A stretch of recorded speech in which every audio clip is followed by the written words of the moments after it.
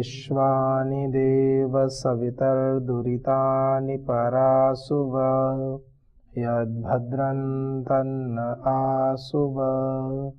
ओम शांति शांति शांति। ओम श्री परमात्मने नमः। ओम श्री गुरुभ्यो नमः। ओम सर्वेभ्यो नमः।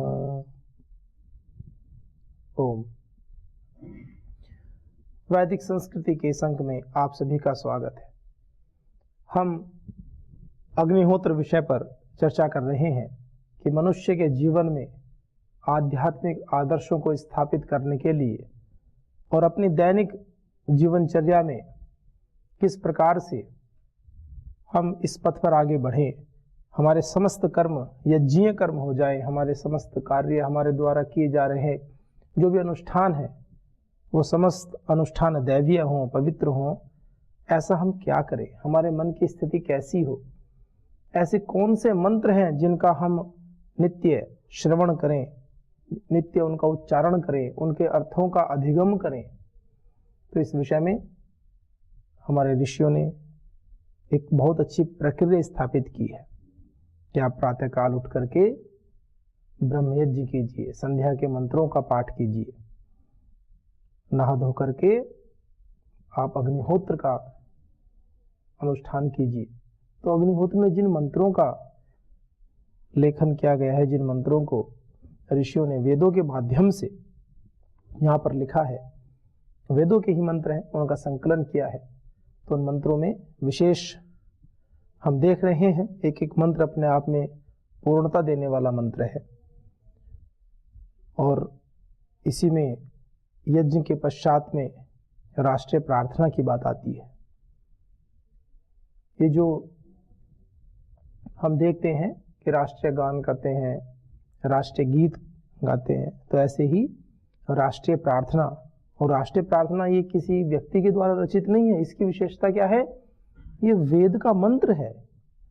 और आप स्वयं देखिए यजुर्वेद के इस मंत्र में 22वें अध्याय के 22वें मंत्र में एक बड़ा सा मंत्र, जिसमें राष्ट्र में कैसे हमारे चतुर्वर्णाश्रम धर्म की व्यवस्था होनी चाहिए, किस प्रकार से इस राज्य में ब्राह्मण, क्षत्रिय, वैश्य, शूद्र की व्यवस्था होनी चाहिए, किस प्रकार से उनके कर्मों का निर्धारण होना चाहिए, और राष्ट्र के लिए उन्नति की जो भावना है और राष्ट्र के लिए उन्नति के जो सोपान हैं, उसमें इन समस्त वर्णों का अनुदान सुनिश्चित होना चाहिए, योगदान सुनिश्चित होना चाहिए। इस विषय में कितने सुंदर मंत्र की व्याख्या की गई है, कितना सुंदर मंत्र इसकी रचना की गई है।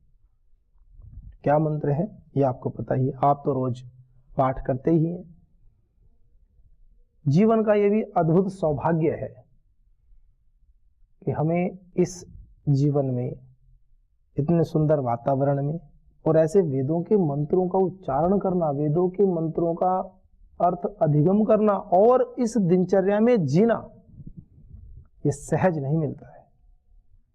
ये स्वयं इस बात का द्योतक है कि हमने पूर्व जन्म में बहुत ही अच्छे कर्म किए हैं, ईश्वर की कृपा के पात्र हम बने हैं। तो इस जन्म में भी हमें अत्यंत कृतज्ञता पूर्वक गुरुजनों के प्रति, परमात्मा के प्रति, माता पिता के प्रति अत्यंत आदर सत्कार का भाव और बहुत अच्छी शुभकामनाएं प्रेषित करते रहना चाहिए। कहीं ऐसी जगह जन्म हो जाता है कि जहां वेद तो छोड़ो, संस्कृत की भी बात नहीं होती है, वैदिक शक्तियों की बात नहीं होती, पूरा जीवन संघर्ष में, और पूरा जीवन ऐसा होता है बस भोजन प्राप्त करने के लिए ही पूरा पुरुषार्थ करना पड़ता है। ऐसी स्थिति भी होती है, आप देखते ही हैं समाज में। कुछ व्यक्ति के जीवन का केवल उद्देश्य होता है कि भोजन मिल जाए, बस पूरा दिन मेहनत करते हैं, कोयले की खानों में मजदूरी करते हैं। कितना भीषण कर्म है वो। कई कई 100 फीट गहरे खानों में जाते हैं और थोड़ी बहुत मजदूरी मिलती है। अपने घर का बड़ी मुश्किल से पोषण कर पाते हैं, लालन पालन कर पाते हैं, दम घुट के मर भी जाते हैं। कई बार ऐसा होता है कि जो खाने होती हैं कोयले की, वो मार्ग बंद हो जाता है, क्योंकि वे अंदर से खोद रहे होते हैं, भूमि के अंदर जाकर के खोद रहे होते हैं, तो कहीं कहीं चूंकि भूमि के अंदर है, कहीं से पानी आ जाता है, कहीं कोई मार्ग बंद हो गया, टूट गई दीवार, कुछ हो गया, गैस लीकेज हो जाती है। आप सोच कर देखिए, केवल जीवन जीना ही तो उद्देश्य है ना। और हम कैसे वातावरण में हैं? निर्भय। वेद का मंत्र कहता है अभयम, अभय की बात करता है। अभयम प्रस्ताद भयम अग्रात भय, मित्राद भयम अमित्राद भयम, सबसे अभय रहो। उस अभय होने की बात जो वेद में कही है वो हम अनुभव करते हैं। एक ऐसे सुरक्षित वातावरण में जहां समस्त इंद्रियों के जो विषय हैं वो हमें बाधित नहीं करते हैं।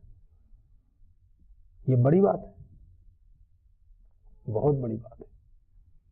वर्तमान समय में आप समाज में जाएं और आप इस विषय की ओर केंद्रित हो जाएं कि इंद्रिय जन्य विषय मुझे बाधित ना करें।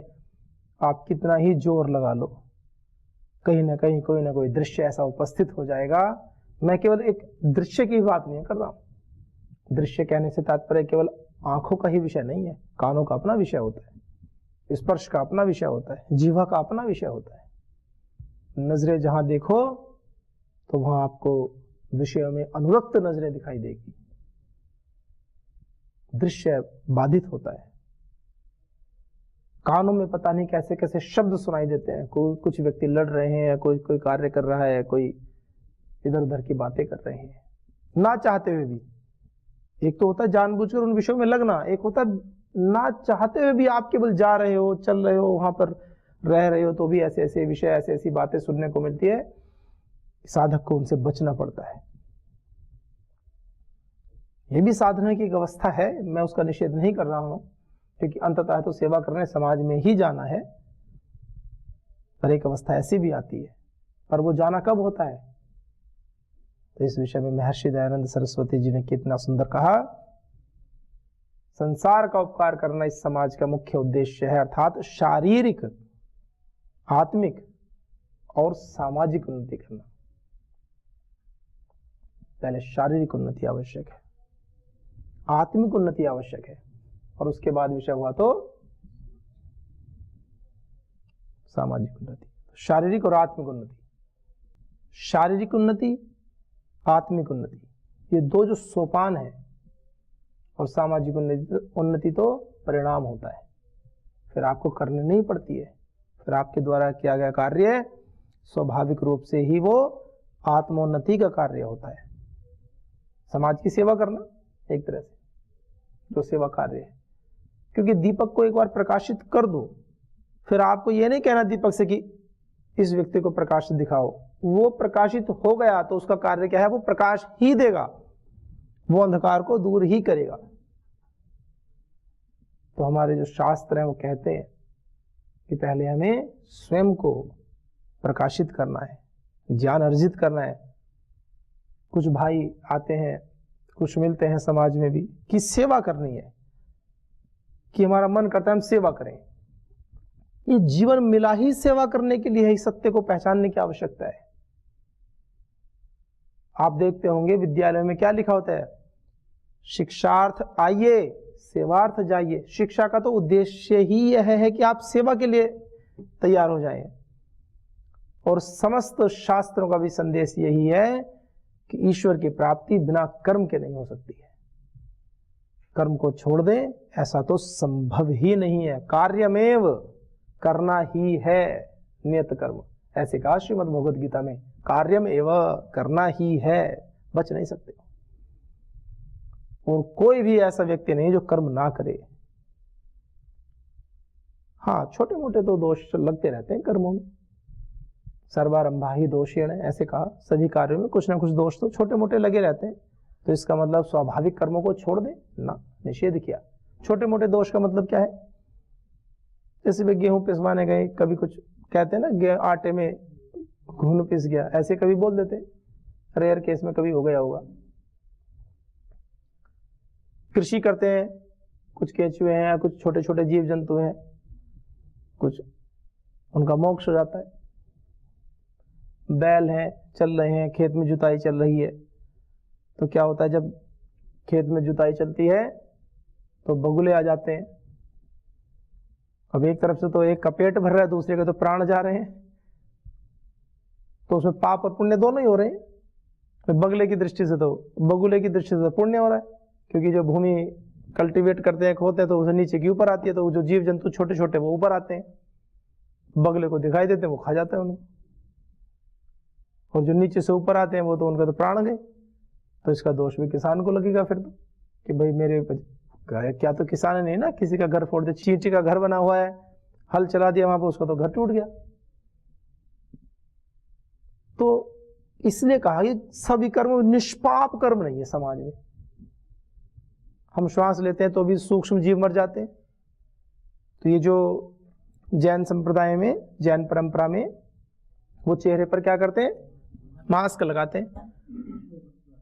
यहां मैं सत्य असत्य गलत सही की बात ही नहीं कर रहा हूं, एक जनरल बात कर रहा हूं, एक सामान्य विचारधारा की। तो उनकी विचारधारा के पीछे का भाव क्या है कि हमसे किसी भी प्राणी की भूल कर भी हिंसा न हो, ये भाव लेकर के कि मुंह से हम बोलेंगे, मुंह से भी जो वायु निकलती है गर्म तो होती है, गर्मियों में भले ही पता ना चले, लेकिन जाड़ों में तो मुंह से गर्म वायु निकलती है, उसका पता चलता ही है।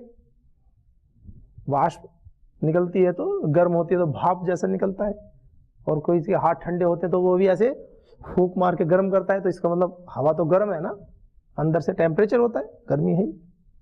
तो वही कहते हैं जो सूक्ष्म जीव होते हैं वो जब मुंह से हवा निकल रही है इसके संपर्क में आने से मर जाते हैं। सही बात है, मरते ही है, इसमें कोई बात है ही नहीं।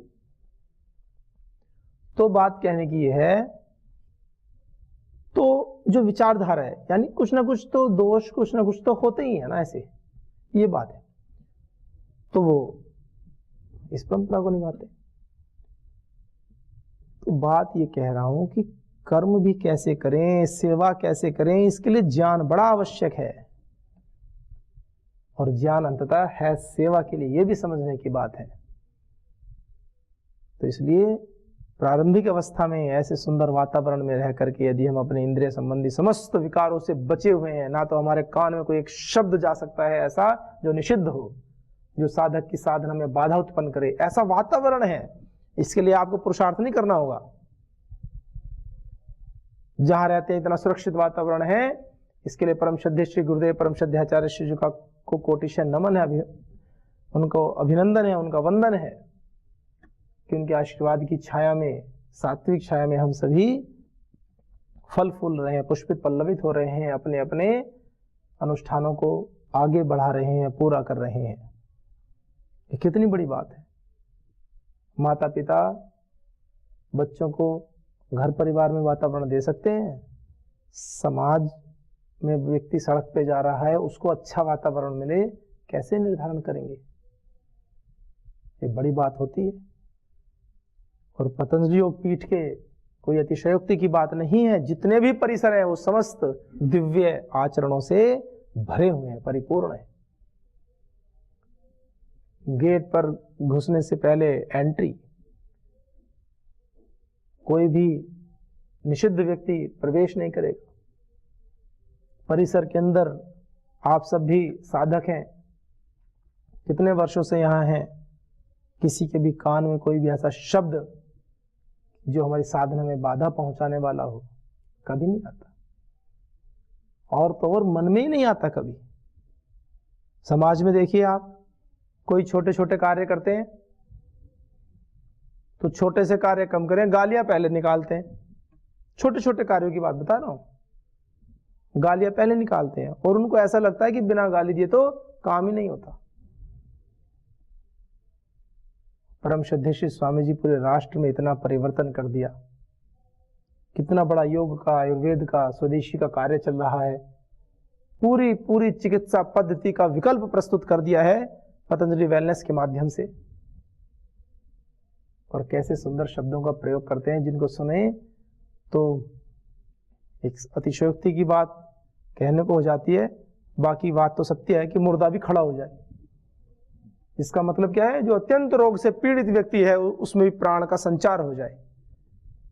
जिसने अपने जीवन को बिल्कुल मृतक के समान मान लिया है कि मैं तो मर गया, अब मेरा कुछ नहीं हो सकता, निराश हताश हो गया है, वो भी परम श्रद्धेय श्री गुरुदेव की वाणी सुनता है तो उसके अंदर भी उसके रक्त में भी उबाल आ जाता है, समस्त नकारात्मकताएं, समस्त निराशाओं से पार चला जाता है, समस्त बीमारियों से दूर हो जाता है, संकल्प शक्ति प्रज्वलित हो जाती है, संकल्प की अग्नि धधकने लगती है कि मनुष्य हैं हम परमात्मा की सर्वश्रेष्ठ कृति हैं, मनुष्य क्या नहीं कर सकता है, संकल्पवान है। जब ऐसी वाणी को सुनता है तो उसको लगता है कि मैं कुछ विशेष हूं, उसको पता चलता है कि पशुओं में और मनुष्य में अंतर क्या है, तो व्यक्ति अपने जीवन के लक्ष्य को पाता है और आगे बढ़ता है। तो ऐसे सुंदर वातावरण में रहते हैं, ये कितने सौभाग्य की बात है। तो आइए विषय पर आते हैं। तो जो वैदिक संस्कृति है और जो ये इतना अच्छा अनुष्ठान है कि प्रातःकाल से लेकर के पूरे दिन भर और रात्रि को सोते समय भी, हम रात्रि में कैसे सोएं इसके लिए भी उसकी पूरी तैयारी की जाती है। शाम को भी गायत्री जाप आदि करने के पश्चात में बैठ करके ध्यान आदि करके जब सोते हैं तो ऐसा कहते हैं, रात्रि में सोते समय किया गया ध्यान आपका 5 मिनट का 10 मिनट का नहीं होता है। यदि ध्यान करते करते नींद आ जाए तो वो ध्यान कंटिन्यू जब तक आंख खुले तब तक चलता ही रहता है। आपके अवचेतन मस्तिष्क में ईश्वर का ही ध्यान लगा रहता है। बस थोड़ी साधना को बढ़ाने की आवश्यकता है कि मन में अलग अलग विचार न आए। तो एक दिन ऐसा होगा कि आप ईश्वर के ध्यान में ही आंखें बंद करते हुए सोचते रहेंगे और जब आंखें खुलेंगी तो ऐसा लगेगा कि हाँ अभी तो भगवान का ही ध्यान कर रहे हैं। वो आपका ध्यान 10 मिनट की जगह 5 घंटे या 6 घंटे जो सोओगे वो ऐड हो जाएंगे उसमें, फिर वो आपकी निद्रा वास्तव में योग निद्रा बन जाएगी। इतने सुंदर वातावरण में इतने सुंदर परिवेश हमें मिला है और सही ज्ञान मिला है, ये भी बात है, सही ज्ञान मिला है, वैदिक शास्त्रों के अनुसार ज्ञान मिला है। कुछ संस्थाएं तो ऐसी हैं जो वैदिक ज्ञान को बताती ही नहीं है, उनको डर रहता है कि बच्चों ने यदि पढ़ लिया तो कहीं हमसे अलग ना चले जाएं। कुछ संस्थाएं, मैं नाम नहीं लेना चाहता, कुछ संस्थाएं तो ऐसी हैं वो ना तो वेद उपनिषद दर्शन शास्त्र किसी विषय श्रीमद् भगवद गीता रामायण महाभारत किसी भी भारतीय वैदिक दार्शनिक ग्रंथों का स्वाध्याय ही नहीं कराती, एक शब्द नहीं पढ़ाते। जबकि ये तो दार्शनिक ग्रंथ है, ये तो वेद मनुष्य मात्र के लिए ईश्वरीय वाणी है। लेकिन परम श्रद्धेय श्री गुरुदेव को देखो, वो कहते हैं पहले इसको पढ़ो। साधक आते हैं हमें सेवा करनी है, वो कहते हैं पहले पढ़ो। और वर्तमान समय में यदि देखा जाए तो परम श्रद्धेय श्री स्वामी जी महाराज परम श्रद्धाचार्य श्री जी तो साक्षात उदाहरण ही है ना वेदों के शास्त्रों के। उनके मुख से निश्रित एक एक वाक्य एक एक वाणी वो वेदों के सार रूप में ही तो है। लेकिन फिर भी कहते हैं कि पहले शास्त्रों को पढ़ो, समय दो। ये कितनी बड़ी उदारता की बात है। और इस विषय की गहनता को आप तब जानेंगे धीरे धीरे जब कुछ वर्ष और बीतेंगे, जब सेवा के क्षेत्र में आप आएंगे, तब आपको इस विषय का भान होगा, इस विषय के आप ज्ञाता बनेंगे कि कितना आवश्यक था। फिर आप सोचेंगे कि वास्तव में हमने कितना सही किया है। तो इसलिए विद्यार्थी जीवन में शिक्षण काल, यहाँ केवल मैं कोई उस बात को नहीं कह रहा हूँ कि आप एडमिशन लीजिए, पढ़िए, सब काम कीजिए। पढ़े तो अच्छी बात है, यहाँ तो सबके पास अच्छे अवसर है, पढ़ते हैं। मतलब शास्त्रों को पढ़ें, भले ही आप ठीक है, मान लीजिए कोई सोचे हम तो 70 साल के हो गए अब कैसे पढ़ें, 80 वर्ष के हो गए कैसे पढ़ें, 50 वर्ष के हो गए अब कैसे पढ़ें। स्वाध्याय कीजिए ना, श्रीमद् भगवद गीता रामायण महाभारत सब अच्छे अच्छे विषय चलते रहते हैं। तो जब आपको ऐसा लगता है कि हमारे पास समय है तो उन कक्षाओं में बैठ करके स्वाध्याय करो, पढ़ो, सीखो, सुनो। ज्ञान की गंगा बह रही है, डुबकी लगाओ। गंगा जी में गए, डुबकी लगाने की स्वतंत्रता है। एक व्यक्ति एक डुबकी लगा के आया और पूरे जीवन परेशान कि जी हम तो गंगा जी में गए, एक डुबकी लगा के आए। अरे गंगा जी में गया था, डुबकी लगा, नाक पकड़ के कितनी लगा भाई, एक लगा जाए 10 लगा ले, कौन मना करता है। जीवन में परेशान क्यों है? जीवन भर जी हम तो एक ही डुबकी लगा पाए। किसने कहा था एक डुबकी लगाने को? 10 लगाओ, अवसर है ना। अब गंगा जी से दूर चले गए, अब तो लगा नहीं पाओगे, अब परेशान घूमो। अवसर का लाभ लो, कहने का तात्पर्य ये है। जीवन तो पूरा है ना, और विद्यार्थी काल में दिया गया समय कभी भी बाधक नहीं होता है। और यहाँ तो दिनचर्या ऐसी, इतनी सुंदर दिनचर्या, वैदिक दिनचर्या है। जब विद्यार्थी जीवन में हम दिनचर्या पूर्वक जो भी अनुष्ठान करते हैं, पढ़ाई करते हैं, पढ़ाई भी तो अनुष्ठान ही है, हमारी आयु बढ़ जाती है। जब एक आदर्श दिनचर्या का आप पालन करते हैं, प्रातःकाल 3:45 बजे से उठ करके रात्रि 10 बजे पर्यंत जैसा जैसा विधान है, प्रातःकाल उठना, गायत्री जाप आदि करना, फिर अपना नित्य कर्म के पश्चात में योग आदि के माध्यम से शास्त्र स्मरण आदि करते हैं, और फिर पूरी दिनचर्या का विधिवत पालन करते हैं, आहार और दिनचर्या ठीक रखते हैं, विचारों से, वैषयिक सुखों से, वैषयिक विचारों से अपने समस्त इंद्रियों को पृथक रखते हैं, और आध्यात्मिक विचारों से, सद्गुणों से युक्त रखते हैं, गुरु आज्ञा में जीते हैं, तो ईश्वर कैसा है?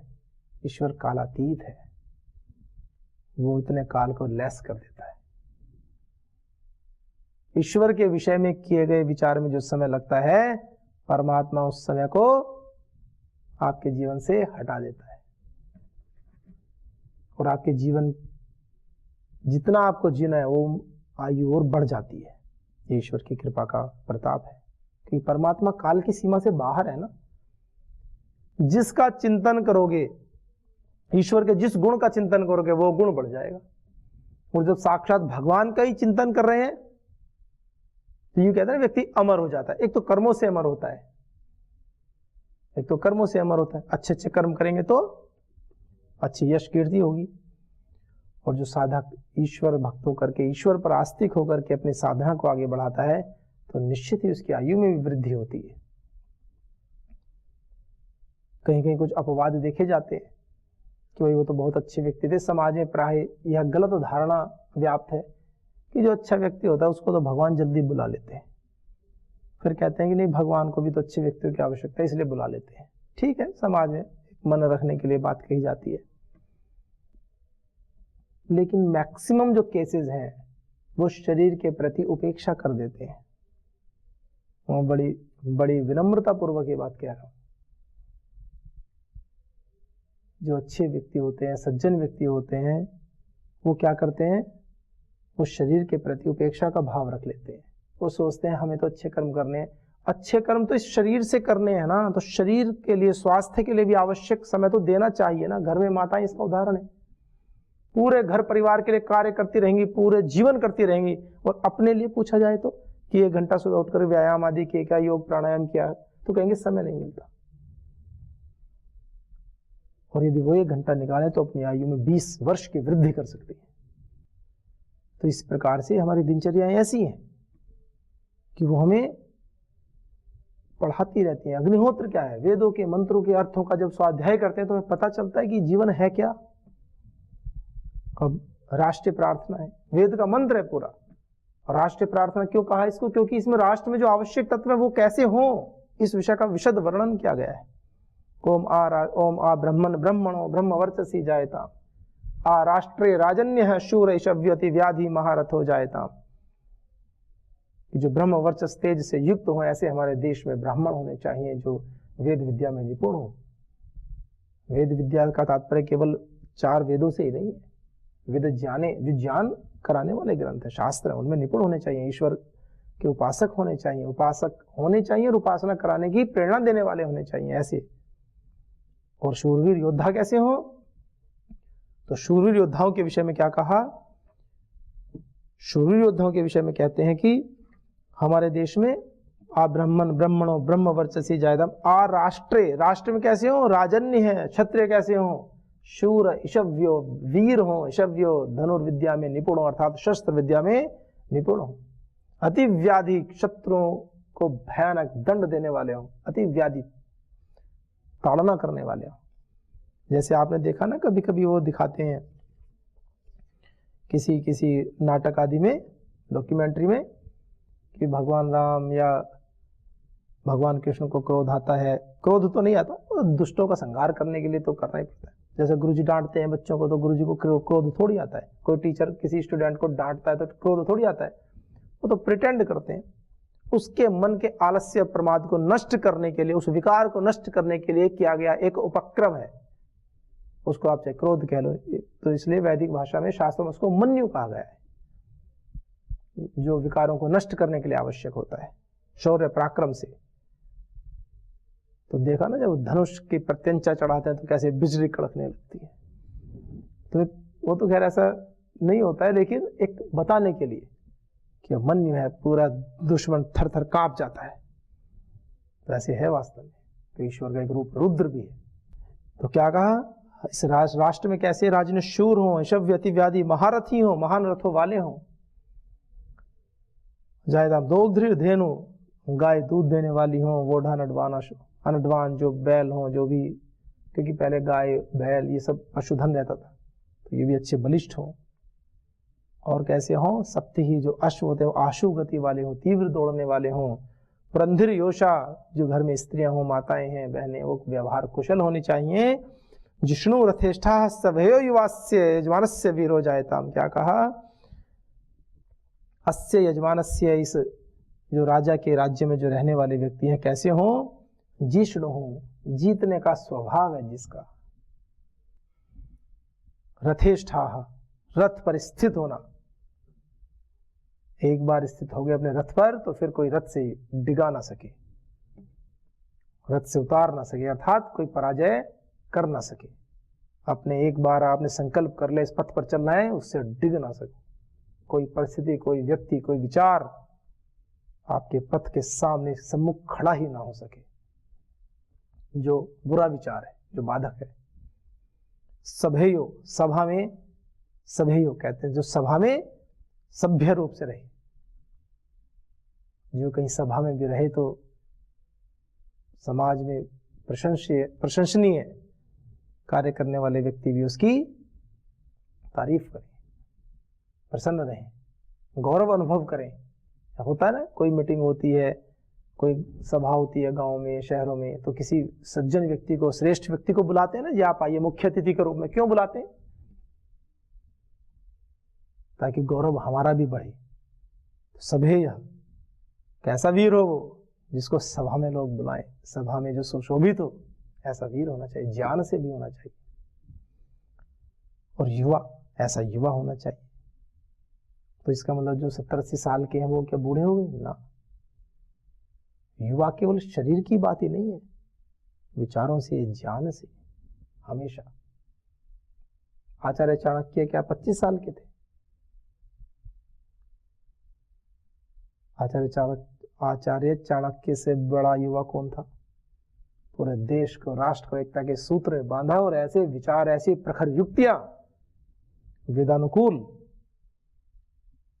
कि ऐसी क्रांति जिसके ऊपर रिसर्च जितनी की जाए उतनी कम है। इतने बड़े साम्राज्य को बिना युद्ध के पूरा परिवर्तन कर दिया। और सबसे बड़ी बात है, उस राज्य के जो विशेष योद्धा थे,